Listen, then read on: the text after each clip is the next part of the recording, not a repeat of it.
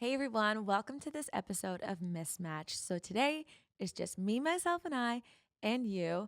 And I really wanted to share another kind of story, dating story that I hope is a lesson and possibly a warning.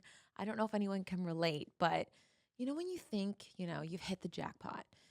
He was handsome, he was Italian, he just graduated from school, he was going to be a cop, so a good stable job. There was passion there. There was chemistry there. He came from a great family. All the things aligned, or so I thought.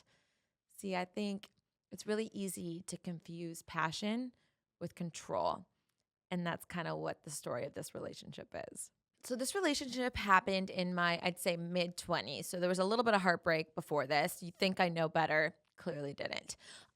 This was my first relationship off of a dating app.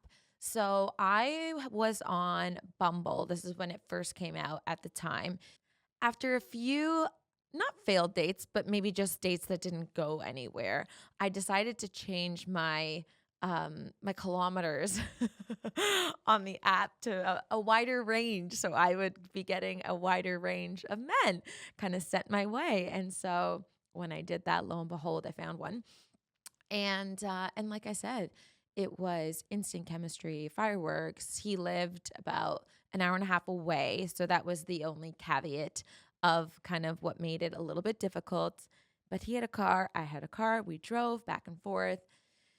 He was very romantic. It was very easy. He was super like over the top, and one would call it possibly love bombing. And I, being the hopeless romantic that I was and am, completely fell for it and went with it. But as the relationship went on, discoveries were made. As what happens, when you get to know someone. And of course, with time, slowly things come out. Sometimes there's a warning. Like sometimes when things seem perfect, there's often, insecurity or imperfections that lie really deep underneath the surface. And so that's why I think it's really important to ask deep, hard questions sooner on because you can really understand someone. Yes, you might come across as, being too much, but in hindsight, I'd rather be too much than to have gone through what I did and kind of, we'll get to that in a bit. But what I learned, he was this really good looking guy, but he wasn't always this really good looking guy. He really struggled growing up being bullied. He was a bit overweight when he was a kid. And so with that, of course, comes, a bit of childhood trauma and carriage of bullying and, confidence issues. And what comes from that insecurity. And so as you can see, this is kind of the picture that I'm painting of who this person was.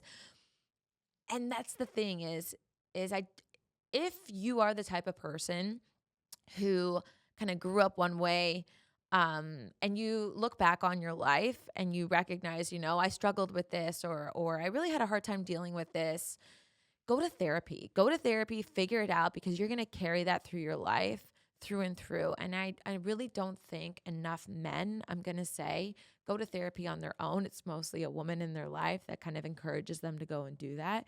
And my PSA is like, if you have any sort of trauma as a child, please go work your shit out because it will affect the next relationship that you're in.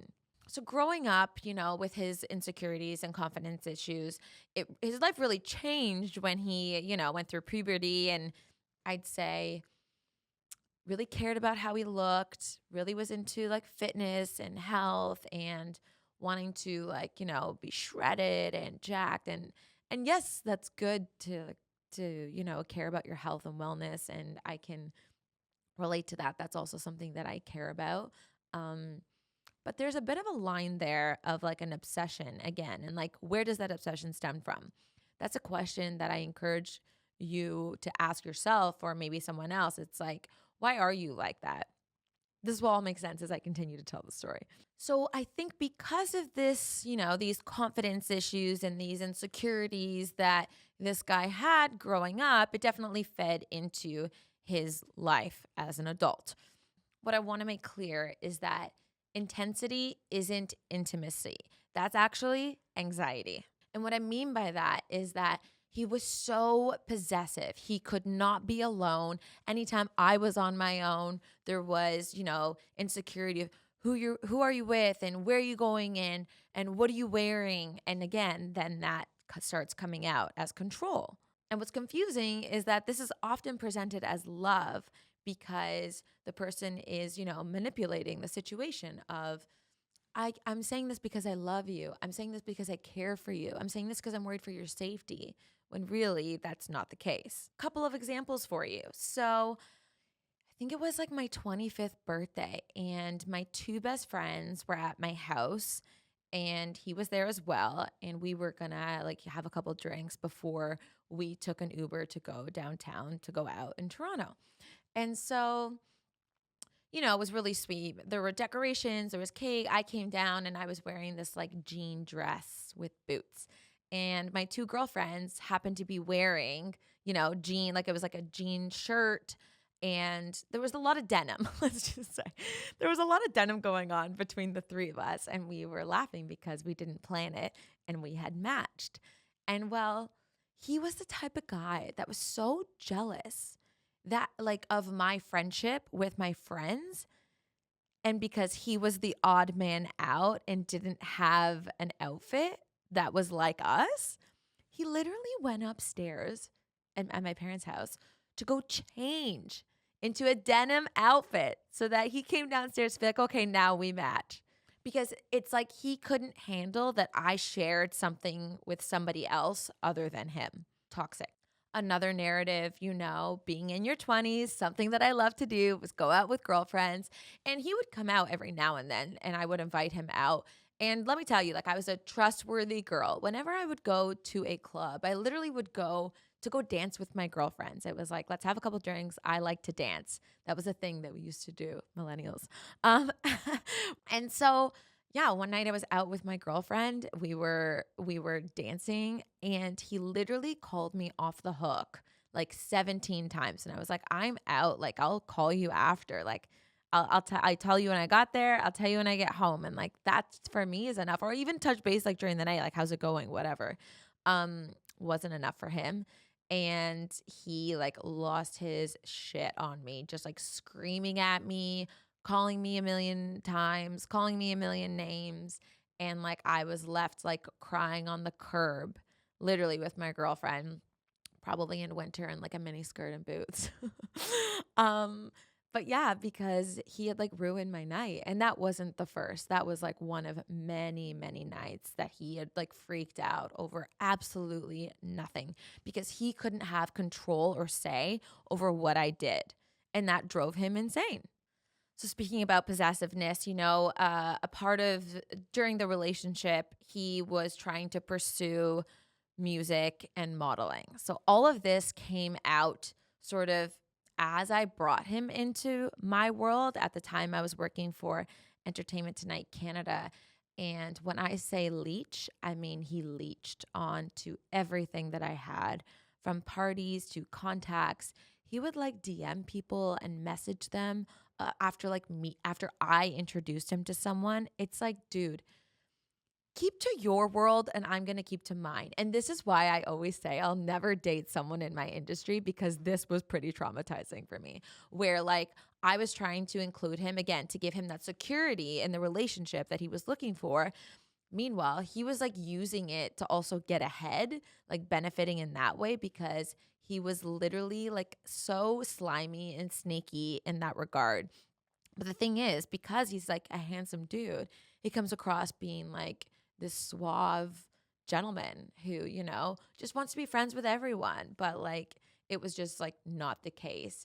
And funny enough, when we broke up, he continued to do that, where then my friends and like work colleagues would be messaging me afterwards being like, I don't want to talk to him. Like, are you going to be mad if I block him? I'm like, no, block him, get rid of him. Like, the fact that this guy has the balls to even do that is beyond me. There were many screws missing from that guy. So he went to LA because he was going to be in a band. And, I was super supportive of that because I'm one who has always wanted to follow my dreams, and I want to be with someone who can support that, whether it be like, if it's long distance or whatever. So when he first got the offer, I was like, go, go, go. And it's so funny because even like reading back messages, he's like, I think it's best for me to go. But then trying to manipulate the situation to make me feel like I was holding him back. Meanwhile, my messages then proceed to say, I want you to go. Go live your dream. Go. And then he was, feeling super anxious and neurotic about leaving me because it's like if that was happening here at home, the problems with control. Imagine when he had less control because he was further away, it got even worse. So there were more kind of um blowout arguments over absolutely nothing. I like had to call his mom on multiple occasions because he threatened his own life and that he didn't want to live anymore and I can't do this. And I would say like, I'm going to come out there. Like, don't worry. Everything's going to be okay. Like, I'll come visit you. So I go and visit him. And, he like lays it on so thick of planning all these romantic things and spending money that he doesn't have. We'll get to that in a bit. That's a whole other scenario. Um, and then at the end, it was like my last night there, and we had a really nice dinner planned. And again, just like self-sabotage, freaked out. And because all of this anxiety he had pent up, like he couldn't handle.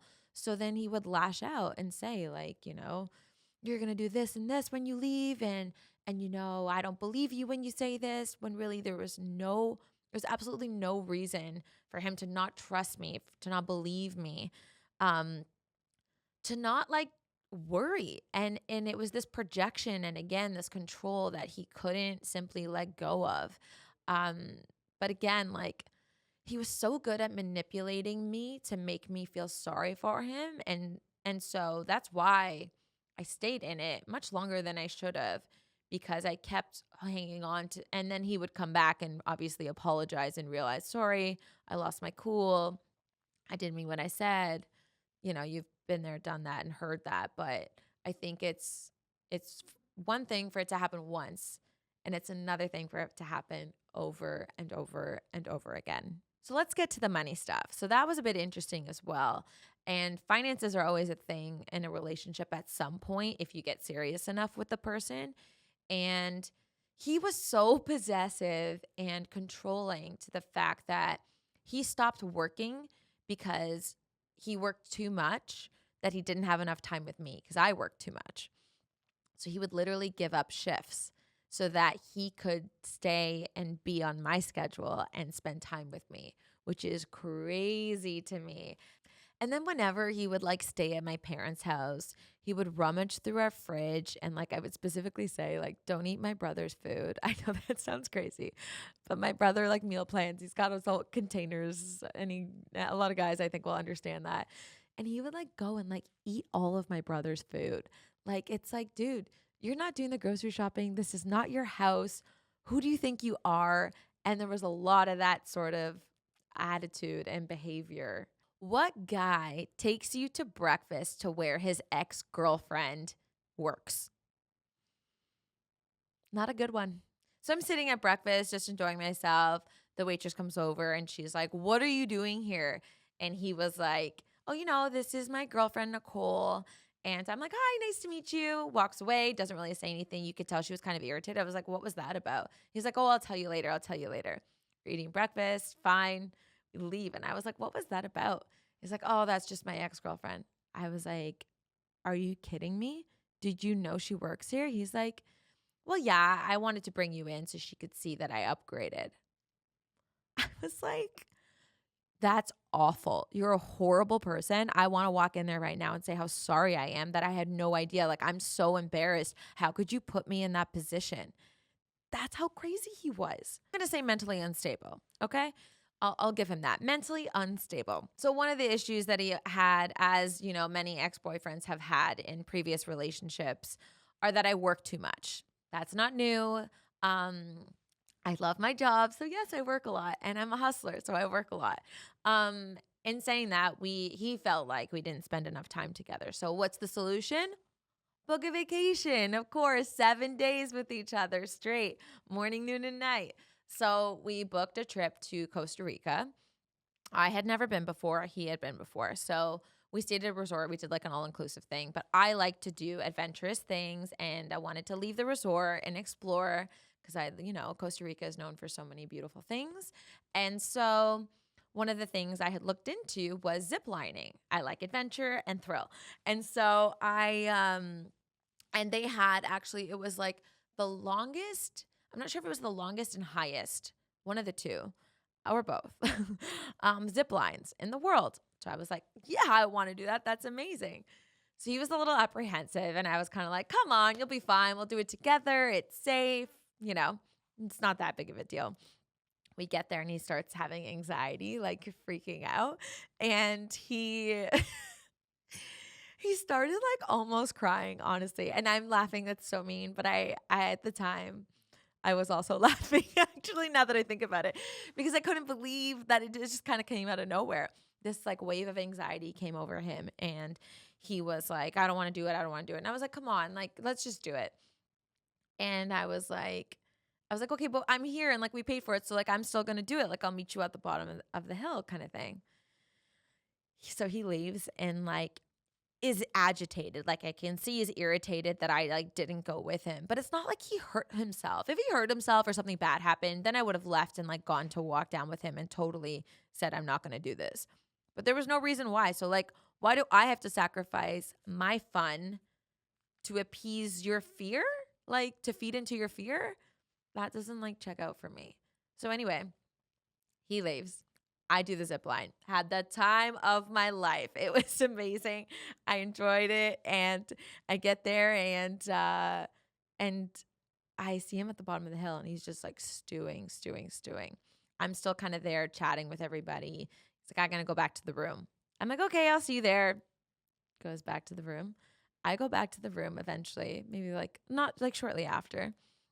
I was taking off all my gear and everything and waiting for my picture and the whole nine. And I go back to the room and I can't get in the room. He had the key, and obviously he said he was going to be there. So I was like, I don't need the key. Silly me. And I'm like, hey, it's me knocking on the door, trying to open it. He goes, I'm not letting you in the room.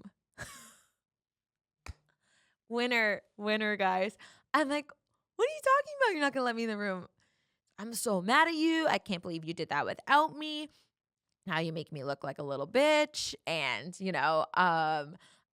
what kind of woman does that? Just like yelling, screaming, calling me every name in the book.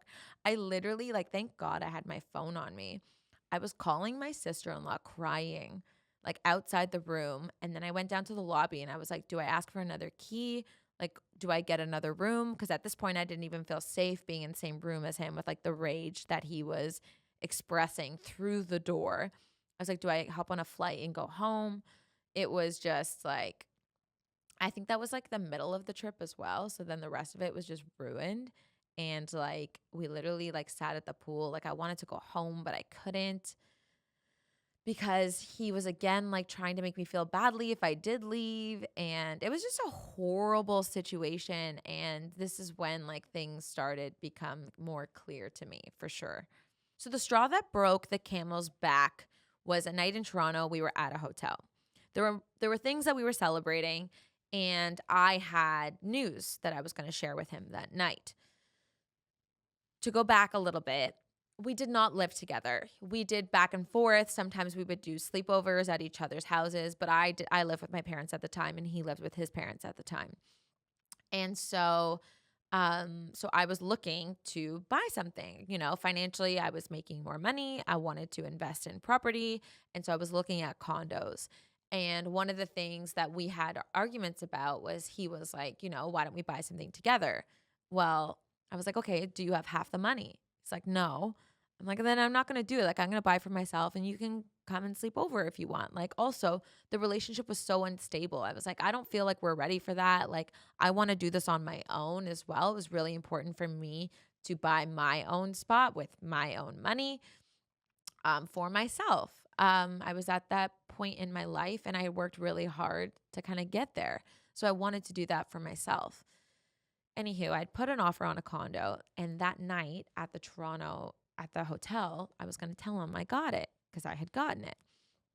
So we're sitting down, we're having a glass of wine on the bed, and I was like, I have news. Like, I got the condo.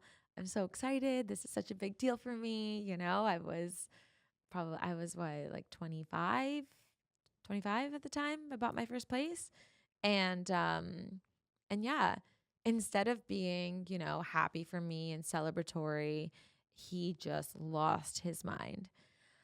And it was scary. Like, honestly, like things escalated really badly because at this point, I was at my wit's end. And I think he was also, couldn't take it anymore of like mentally all the anxiety that he was dealing with.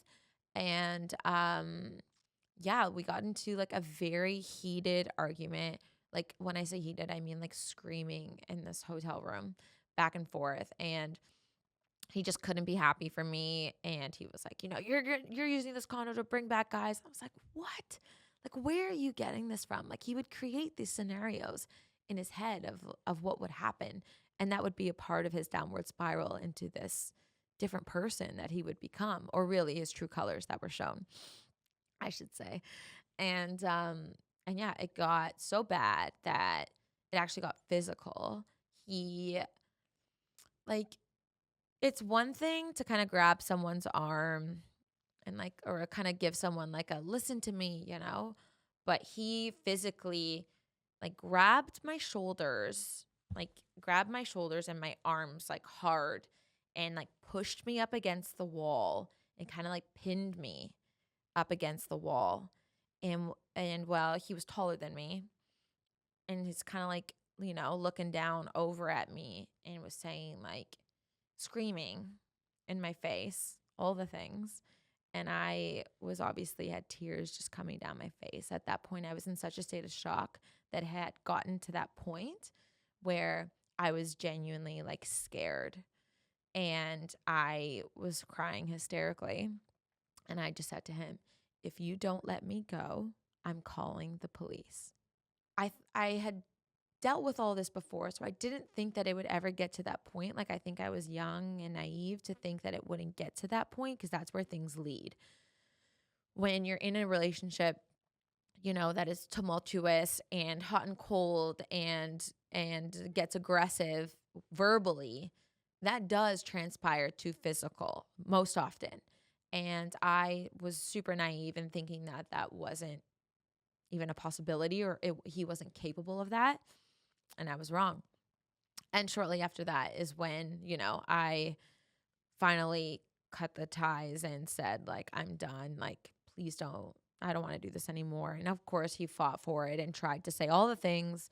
And it was just like a clean, like, there's no way. Like, you know what? You have to go deal with your own issues. And I mean, even his parents had recognized that. And I felt so sorry for them, honestly, because they were such lovely people. But he had a lot of work to do. And well, based on what I hear today, work has not been done. And it's funny because he still messages my colleagues and thinks that like they're friends. It's like, dude, wake up. If someone's love only feels safe when you're shrinking, that's not love. That's fear. And the lesson here, is like, you can understand someone's pain and trauma, but it doesn't give them an excuse to carry that with them and then treat you badly because of that. It was really that night at the hotel that changed everything for me, because before that, I really thought that all of his, outrageous behavior just meant that he cared. But really, all his insecurities, and uneasiness, and jealousy and control just meant that he wasn't secure with himself. And no amount of love from me could ever fix that for him. I also learned that control can hide behind a lot of compliments. So things like, I just want to be with you all the time. I just love you so much. I just want to be friends with your friends. Sometimes the people who say that they love you the most are actually the most terrified of losing themselves, because they see them through you. Looking back though, I don't regret it at all, because this relationship really taught me what love shouldn't be. Love shouldn't make you anxious. Love shouldn't make you shrink. Love shouldn't make you feel controlled. Love should be free. It should always be adding to your life. Literally, love should be the light in your life. It shouldn't be the thing that's dimming it.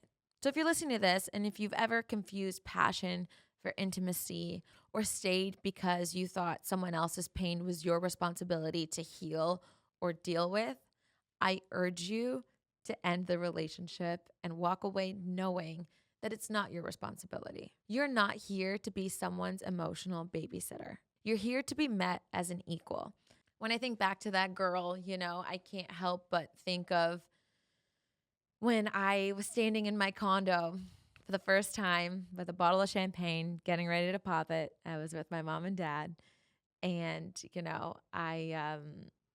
I just want to give that girl a big hug because she was strong enough to walk away. And, that girl didn't know it at the time, but she was building a backbone and starting a whole new exciting chapter in her life. So at the end of the day, I think the right person will never be threatened by your freedom. In fact, they're going to be inspired by it. And that, my friends, is how you take heartbreak to homecoming.